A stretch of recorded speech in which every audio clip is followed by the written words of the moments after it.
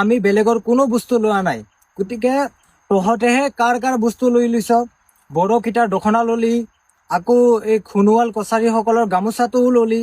এতিয়া কৈ আছা যে আমি ৰাভাৰ পৰা কোচ। তহঁতে এইটো কোনটো হিচাপত ক'লে যে আমি ৰাভাৰ পৰা কোচ বুলি? নমস্কাৰ।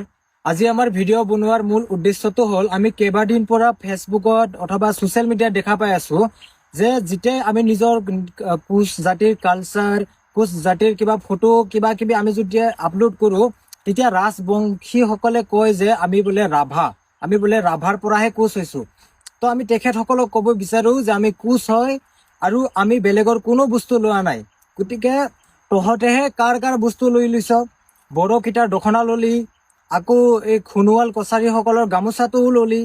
এতিয়া কৈ আছা যে আমি ৰাভাৰ পৰা কোচ। তহঁতে এইটো কোনটো হিচাপত ক'লে যে আমি ৰাভাৰ পৰা কোচ বুলি? দাদাই যিখিনি কথা কৈছে একদম সত্য, যে ৰাজবংশী কেইটা কৈ আছে যে আমি কোচ অকল ৰাভা। আমি কোচ অকল ৰাভা নহওঁ, আমি কোচেই। এই ইয়াত যে ৰাজবংশী কেইটাই কোচ টাইটেল ব্যৱহাৰ কৰাৰ কাৰণটো হ'ল যে সিহঁতে ST পাৱাৰ কাৰণে আমাৰ কোচ টাইটেলটো ব্যৱহাৰ কৰি আছে।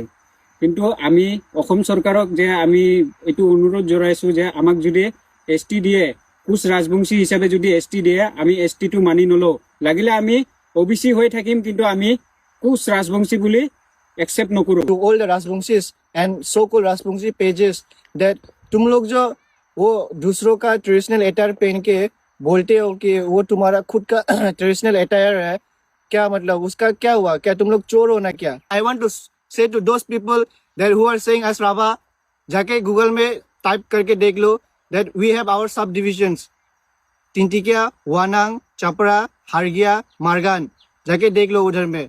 फिर बोलना हम लोगों को Rabha. We have our own tradition, culture, everything else. We don't need any proof. मैं आप लोगों से यही रिक्वेस्ट करना चाहता हूँ, सबसे पहले तो आप लोग कोच को गूगल में जाके देख ले।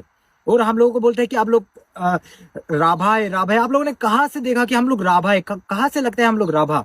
हमारा खुद का भाषा भी अलग है, हमारी राभा भाइयों की भाषा भी अलग है, उनका भी अलग सी नहीं, उनका भी अलग सी कल्चर है और हमारा भी अलग सी कल्चर है। तो आप लोग ना कुछ बोलने से पहले जान लो, जानने की बात ही बोलना। कुछ राजवंशी ज्ञानी लोग कमेंट करेगा, मैं उन लोगों को कहना चाहता हूँ कि पहले उसका हिस्ट्री पढ़ लो, बाद में आगे कमेंट करना।